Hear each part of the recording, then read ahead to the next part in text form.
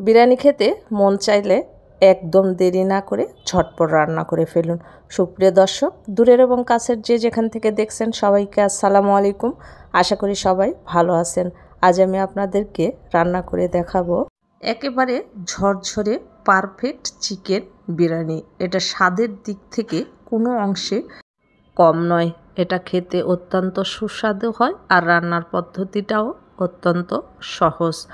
যে কেউ একবার দেখলেই এই বিরিয়ানিটা রান্না করে ফেলতে পারবেন। আশা করি ভিডিওটা ভালো লাগবে এবং উপকারে আসবে। আর ভিডিওটা ভালো লাগলে শুরু থেকে শেষ পর্যন্ত দেখার অনুরোধ রইল।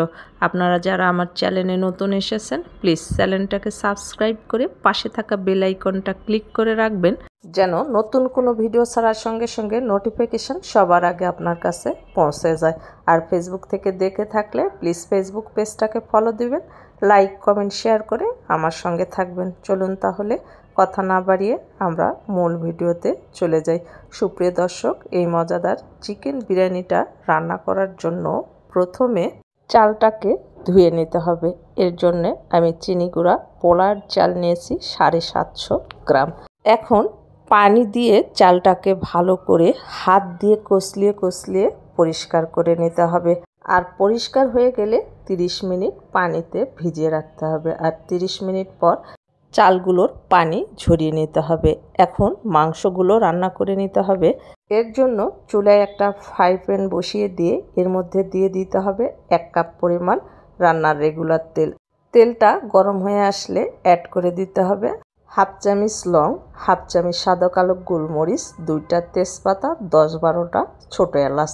আর কয়েক সেকেন্ড ভেজে নিয়ে অ্যাড করে দিতে হবে 3টা মাঝারি সাইজের পেঁয়াজ, 10-12টা কাঁচামরিচ ব্লেন্ডারে ব্লেন্ড করে, 1 চামচ আদা বাটা, 1 চামচ রসুন বাটা, 1টা টমেটো আমি ব্লেন্ডারে ব্লেন্ড করে অ্যাড করেছি।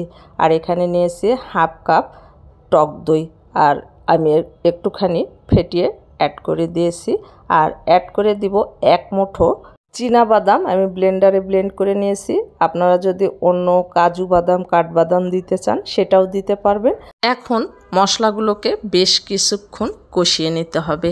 আর কষানো হয়ে গেলে অ্যাড করে দিতে হবে হাফ কাপ পরিমাণ পানি। আমি যে ব্লেন্ডারে মশলাটা করেছি সেই ব্লেন্ডারটা ধুয়ে পানি অ্যাড করেছি। এখন অন্যান্য উপকরণ অ্যাড করে দিতে হবে।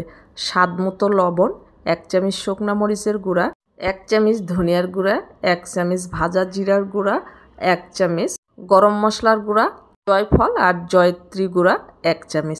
এখন মশলাগুলোকে নেড়ে চেড়ে ভালো করে কষিয়ে নিতে হবে যতক্ষণ না মশলা থেকে কাঁচা গন্ধ চলে যায়। আর মশলাগুলো যত ভালো কষানো হবে এই বিরিয়ানির টেস্টটা কিন্তু তত ভালো আসবে। মশলাগুলো আমার তেল থেকে একেবারে ছাড়া হয়ে গেছে। এখন অ্যাড করে দিতে হবে আগে থেকে কেটে ধুয়ে পরিষ্কার করে পানি ঝরিয়ে নেওয়া মাংস। আর মাংসগুলোকে আমি একটু বড় সাইজ করে কেটেছি। আর এই মুরগিটা ব্রয়লার মুরগি না, এটা শক্ত টাইপের যে মুরগিটা থাকে সেই মুরগিটা আমি নিয়েছি। আপনারা চাইলে ব্রয়লারের মাংস দিয়েও করতে পারেন। এখন মশলার সঙ্গে ভালো করে মিশিয়ে নিতে হবে আর কষিয়ে নিতে হবে দীর্ঘ 10 থেকে 15 মিনিট। আর কষানো হয়ে গেলে অ্যাড করে দিতে হবে পানি। পানির পরিমাণটা বেশি দিতে হবে, কারণ এই মুরগিটা অনেক শক্ত হয়, তাই পানির পরিমাণটা একটু বেশি দিতে হয়। আর যদি ব্রয়লার অথবা রোস্ট সাইজ মুরগি হয় সেক্ষেত্রে পানিটা একটু কম দিবেন। আর অ্যাড করে দিতে হবে গুঁড়ো দুধ 2 টেবিল চামচ। এতে করে মাংসের টেস্টটা ভালো আসবে আর পোলাওয়ের টেস্টটাও ভালো আসবে। এখন ঢাকনা দিয়ে ঢেকে মাংস সেদ্ধ হয়ে ঝোলটা টেনে আসা পর্যন্ত রান্না করে নিয়েছি। দেখতেই পাচ্ছেন মাংস থেকে তেলগুলো একেবারে আলাদা হয়ে গেছে। এখন আরও কিছুক্ষণ কষানোর পরে আমি অ্যাড করে দিয়েছি পানি ঝরিয়ে রাখা চাল।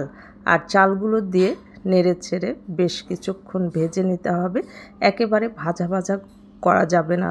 যখন দেখবেন যে চালগুলো একটু দলা পেকে আসছে তখন অ্যাড করে দিতে হবে গরম পানি।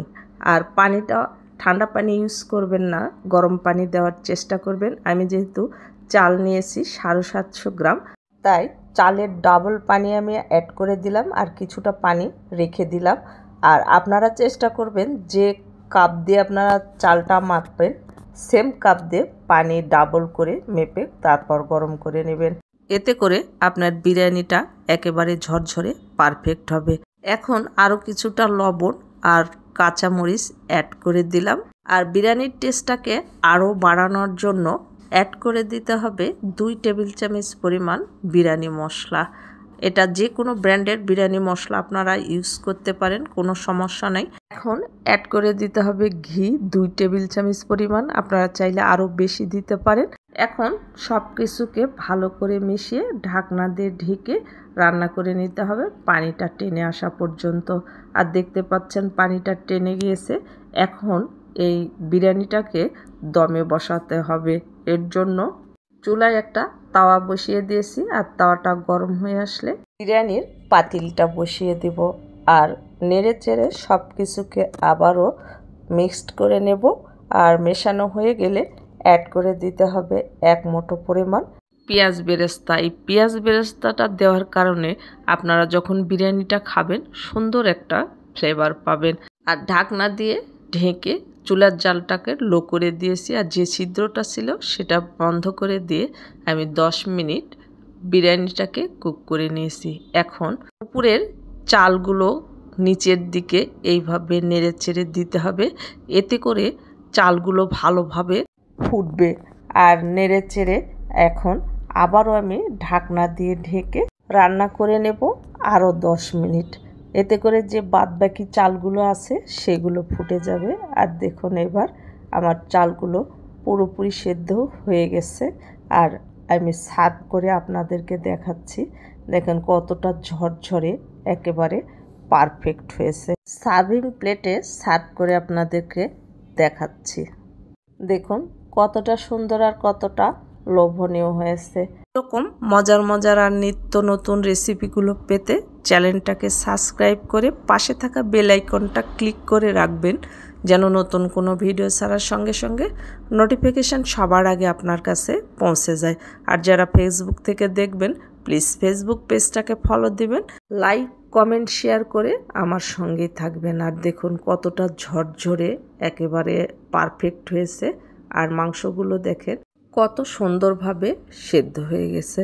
আশা করি আমার ভিডিওটা আপনাদের ভালো লাগবে। আর ভিডিওটা ভালো লাগলে প্লিজ একটা শেয়ার করে দেবেন, আমার জন্য দোয়া করবেন। আপনাদের সকলের সুস্বাস্থ্য এবং মঙ্গল জীবন কামনা করে ভিডিওটা আজকের মতো এখানে শেষ করছি। ভালো থাকবেন সবাই, দেখা হবে পরবর্তী ভিডিওতে। আল্লাহ হাফেজ।